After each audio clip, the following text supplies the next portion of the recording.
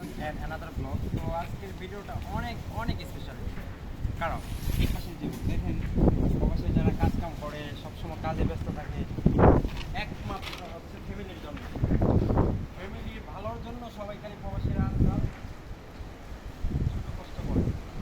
কারণ একটা ওই দেখেন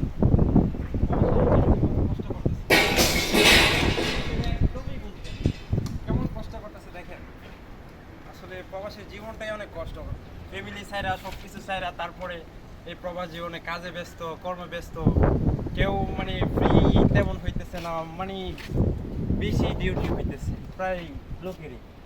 তো এটাই একমাত্র কষ্ট করে প্রবাসীরা, শুধু একমাত্র ফ্যামিলির জন্য, ফ্যামিলিরে ভালো রাখার জন্য।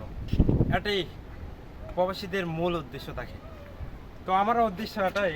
তো চেষ্টা করবো ফ্যামিলিকে ভালো রাখার জন্য, সুস্থ রাখার জন্য। হইতে পারে নিজে পরিশ্রম করতে পারি, তো পরিশ্রম করতে হবে, সফল হইতে হবে। এটাই মানে উপরওয়ালা বলছে পরিশ্রম করলে অবশ্যই সফল হয়।